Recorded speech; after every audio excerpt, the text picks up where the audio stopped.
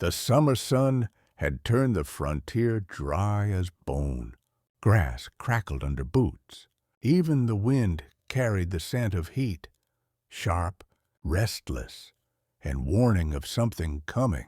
On the edge of Pinefall Valley lived Mara Ellison, a young single mother raising her baby boy, Noah, in a small wooden cabin tucked between the trees. Life was never easy, but she faced each day with quiet bravery.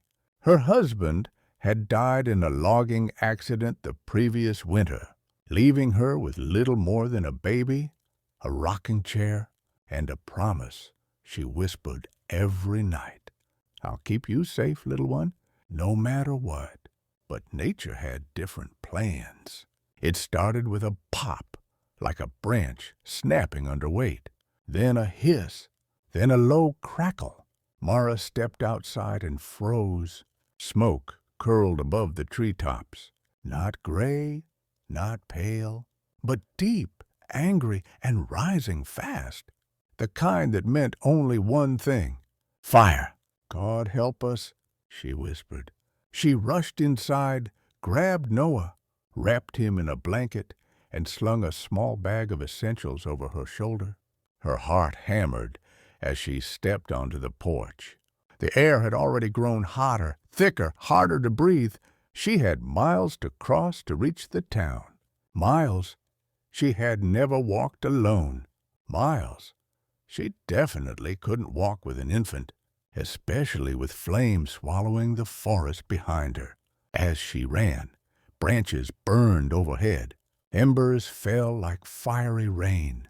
Noah cried, frightened by the choking smoke.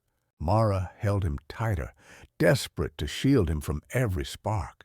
The wind shifted. That was the worst part. The fire, once distant, roared like a beast awakened, charging through the valley with terrifying speed. Mara looked back and saw flames leaping from tree to tree, devouring the world she once called home. Her legs trembled. Her lungs burned. Her mind screamed.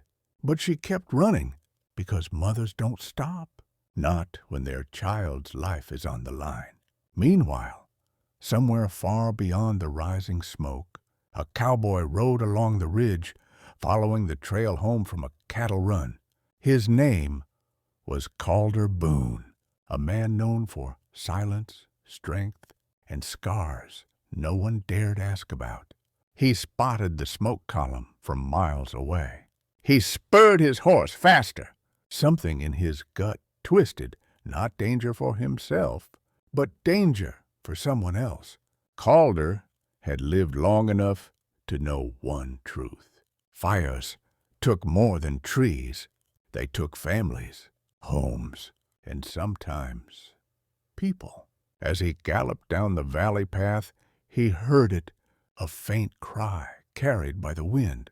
A child's cry. Calder's blood ran cold. He kicked harder, riding straight toward the sound, unaware that fate was about to throw him into a story he never expected, and into the lives of a mother and child who desperately needed a hero. Mara stumbled as the flames closed in around her. The path she'd taken was blocked by a curtain of burning branches. She turned left, only to find another wall of fire. Her cabin had been behind her. Now it was nothing but smoke. She was trapped. Her breath hitched as she clutched Noah tighter. The baby whimpered, burying his face into her dress. "It's okay, Noah. Mommy's here." "Mommy's here." But her voice cracked. Her strength was slipping. Just then, hooves thundered. A horse burst through the smoke. A tall cowboy, face covered with a bandana, coat scorched at the edges, reined in hard. Calder looked at her, eyes fierce, sharp, and burning, not with fear, but determination. "Ma'am," he shouted, "give me the baby." Mara stepped back instinctively. He raised his hand gently. "I ain't gonna hurt him. I'm trying to get you both out." Fires changing direction. We don't have minutes. We have seconds. Her chest tightened. Noah cried louder. A burning branch crashed beside them. Mara thrust her baby into the cowboy's arms. "Please, save him," she whispered. "We're saving both of you," Calder growled, pulling her up onto the horse behind him. "Hold on tight." With one arm around the baby and the other gripping the reins, Calder kicked hard. The horse lunged through a narrow gap between burning pines. Sparks exploded on both sides. Flames roared overhead like a dragon's breath. Mara clung to him, feeling the heat blister her skin, the smoke claw at her throat. Calder coughed but pressed forward, riding not for himself, but for the mother and child who had put their lives in his hands.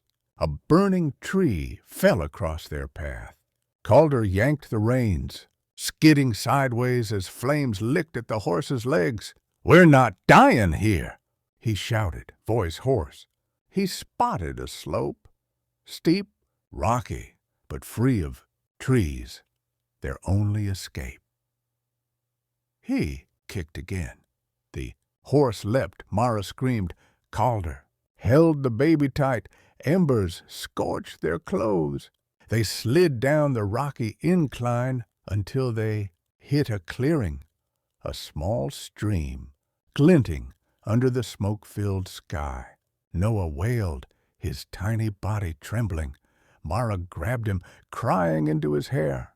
Calder dismounted slowly, chest heaving, sweat and soot dripping off his jaw. "You're safe now," he said softly. But he knew the fire wasn't over. The clearing would only protect them for a short time. They needed shelter and water and distance from the flames. Mara looked at the cowboy, really looked at him, and realized something she hadn't felt since her husband died. Hope. Not perfect, not promised, but strong enough to keep her alive. Calder knelt beside her and checked Noah's breathing. "He's scared," he murmured. "But he's fine. You did good, ma'am." Tears fell freely down her ash-covered face. "You saved us," she whispered. Calder shook his head. "No, I just did what a man ought to." But deep inside, he knew something had shifted in him, in her, in the firelit sky above them. Fate had tied their paths together, and the night was far from over. As twilight fell, the fire cast a hellish glow behind the trees. Winds shifted again, pushing the flames dangerously close to the clearing. Mara's heart raced. "We need to move," Calder said. "There's an old hunting cabin north of here. If we make it before the fire jumps the creek, we'll survive the night." Mara clutched Noah and nodded. Calder lifted her onto the horse again, placing the baby in her arms. He walked beside them, guiding the reins while keeping watch on the fire's movement. The smoke thickened. Sparks floated like angry red stars. The world looked like the end of times, but Calder kept moving. "Why are you helping us?" Mara asked quietly. Calder didn't look up. "Lost my wife and unborn child to a fire 5 years ago," he said. "Promised myself, if I ever had the chance to save someone from suffering the same, I'd take it." Mara's breath froze. "I'm sorry," she whispered. Calder nodded once, jaw tight. "Tonight, I finally kept that promise." They reached the cabin just as the fire roared behind them. Calder stomped through the old door, clearing debris and broken furniture. He helped Mara inside, wrapped her and Noah in blankets, and brought water from the creek. As the fire raged outside, the three of them huddled together in the dim glow of a lantern. Noah finally slept. Tiny fingers curled around his mother's dress. Mara looked at Calder, voice trembling. You gave us a future we almost lost. Calder lowered his head. You fought harder than most men I've known. You kept that baby alive through hell. Their eyes met, not as strangers, not even as survivors, but as two souls pulled together by fate, fire, and faith. Outside, the flames finally began to die as the wind shifted once more.